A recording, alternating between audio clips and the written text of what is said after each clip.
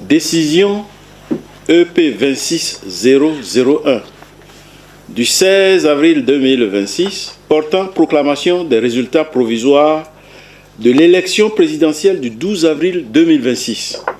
La Cour constitutionnelle, saisie par lettre en date à Cotonou du 13 avril 2026, enregistrée au secrétariat particulier de son président, le même jour, sous le numéro 110 SP-PCC, par laquelle le président de la Commission électorale nationale autonome Sénat, en application des dispositions des articles 16 et 19 du Code électoral, a transmis à la Cour la décision numéro année 2026, numéro 019, Sénat, PT, RAP, DGE, SP du 13 avril 2026 portant publication des résultats provisoires de l'élection du duo président de la République et vice-président de la République du 12 avril 2026.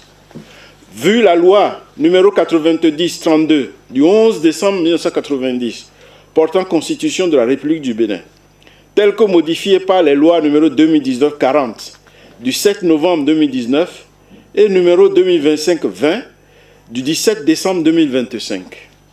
Vu la loi numéro 2022-09 du 27 juin 2022 portant loi organique sur la Cour constitutionnelle, telle que modifiée par la loi numéro 2025-18 du 25 juillet 2026. Vu la loi numéro 2019-43 du 15 novembre 2019 portant code électoral, telle que modifiée par la loi numéro 2024-13 du 15 mars 2024.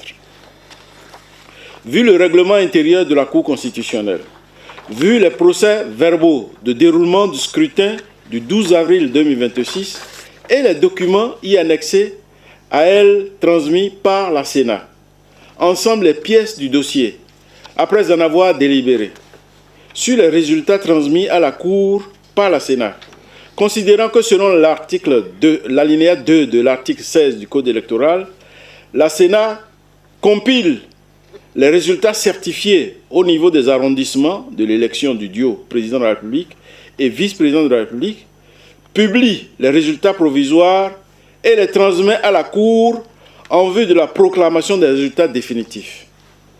Considérant que le 13 avril 2026, la Sénat a publié les résultats provisoires de l'élection présidentielle du 12 avril 2026 après la compilation de 90,55% des résultats certifiés.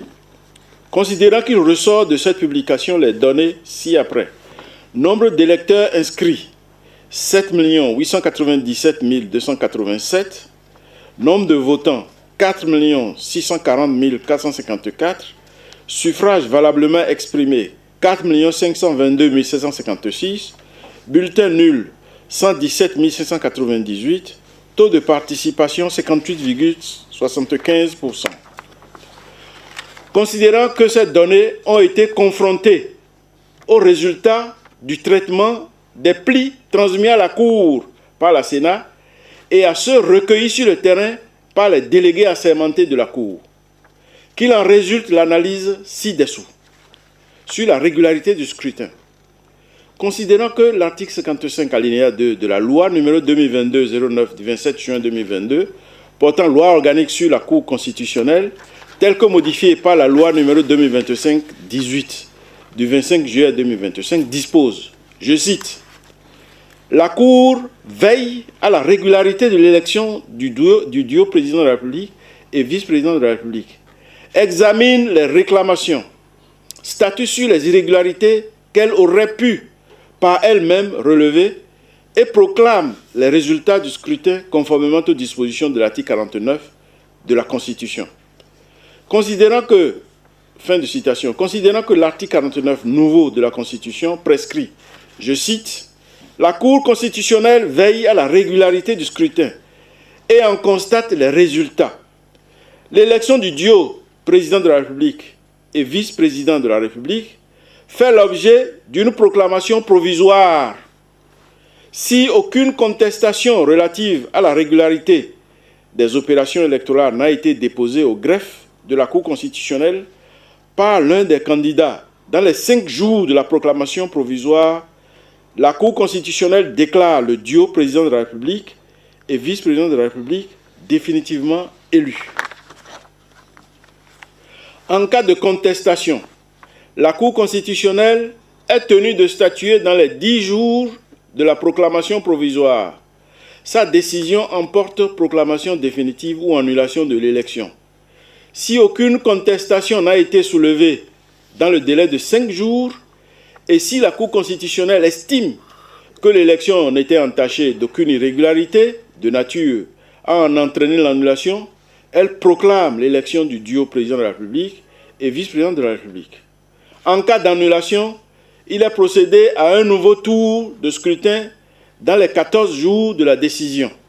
Fin de citation. Qu'il ressort de cette disposition que la Cour est compétente pour apprécier la régularité de l'élection du duo président de la République et vice-président de la République, sanctionner les irrégularités susceptibles d'en affecter la sincérité, la transparence ou la crédibilité, puis proclamer les résultats provisoires, statuer sur les recours éventuels et déclarer le duo président de la République et vice-président de la République définitivement élu ou annuler l'élection.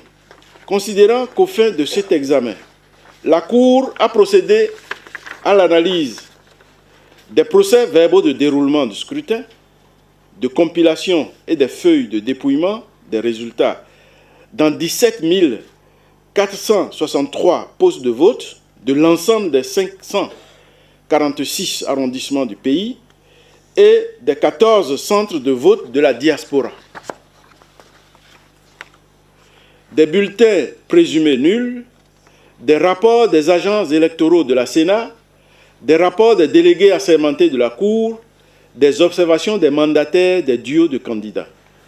Considérant que le dit examen a révélé divers manquements dans certains postes de vote, notamment l'absence de procès-verbal de déroulement du scrutin ou de feuilles de dépouillement dans certains plis, des plis non fermés, le défaut de signature de membres de postes de vote sur les procès-verbaux de déroulement du scrutin ou des feuilles de dépouillement, le mauvais remplissage ou l'absence de procès-verbaux et de feuilles de dépouillement dans certains plis, l'absence de mention du nombre d'émargements ou de vote par dérogation sur certains procès-verbaux de déroulement du scrutin ou feuilles de dépouillement, l'absence du registre de vote par dérogation dans certains postes de vote, l'absence de preuve de l'habilitation du vote par dérogation, l'absence d'indication du poste de vote,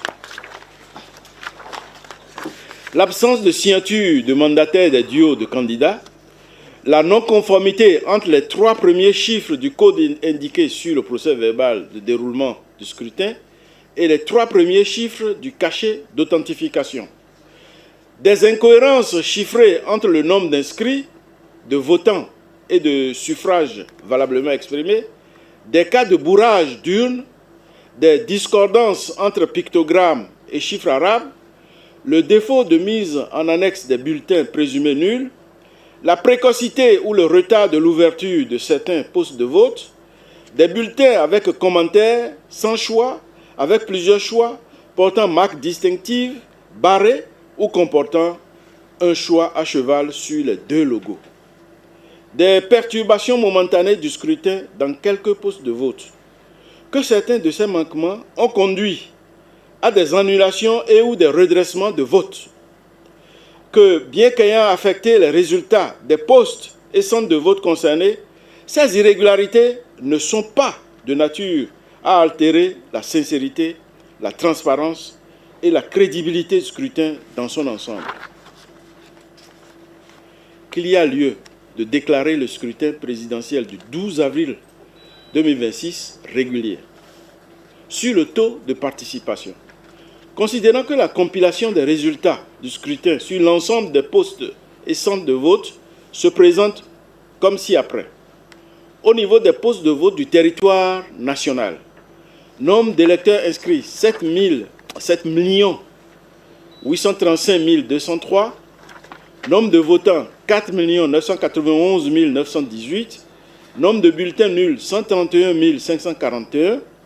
Au niveau des centres de vote de la diaspora, Nombre d'électeurs inscrits 62 084. Nombre de votants 28 483. Nombre de bulletins nuls 518. Qu'il en résulte que le nombre d'inscrits total est de 7 897 287 et le nombre total de votants de 5 020 401, que dès lors le taux de participation s'élève à 63,57%. 63,57%. Sur l'élection du duo président de la République et vice-président de la République, considérant qu'au terme des dispositions de l'article 45 nouveau de la Constitution, le duo président de la République et vice-président de la République est élu à la majorité absolue des suffrages exprimés.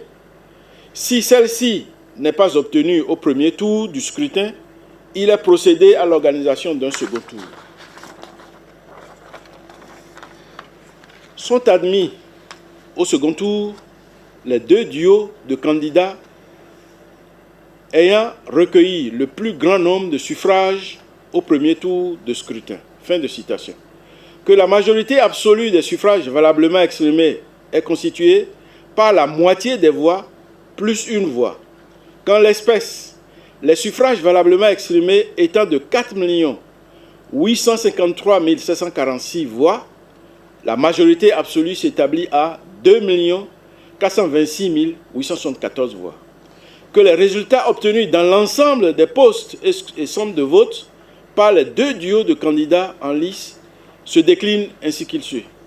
Duo Kossi Mbweke Romuald Wadayi, Mariam Chabi Talata, 4 575 449 voix, soit 94,27%. Duo Paul Hunkpe Roch Judicaël Onwanou, 278 297 voix, soit 5,73%. Qu'il résulte de ces résultats que le duo Kossi Mbweke Romuald Wadayi, Mariam Chabi Talata a obtenu 4 575 449 voix, soit plus de la majorité absolue des voix. Qu'il s'ensuit que le duo Kossi Mbweke Romuald Wadayi, Mariam Chabi Talata a recueilli la majorité absolue des suffrages requises pour être proclamé élu dès le premier tour du scrutin. En conséquence, article 1er déclare que l'élection présidentielle du 12 avril 2026 est régulière. Article 2 proclame élu provisoirement dès le premier tour du scrutin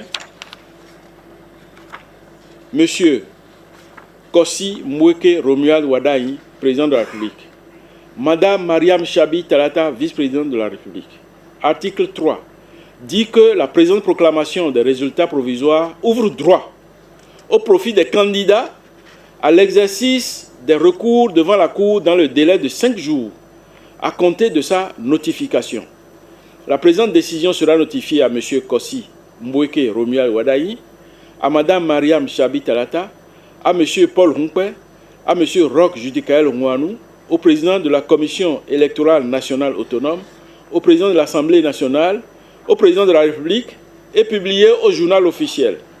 Ont siégé et signé à Cotonou le 16 avril 2026 M. Kossi Dorothée Sosa, président, Nicolas Lucas Poyasoba, vice-président, Mathieu Gbeblodo Adjovi, membre, Vincent Kodjo Akakpo, membre, Michel Adjaka, membre, Mesdames Aléa Gouda Bako, membre, Dandi Nyamou, membre.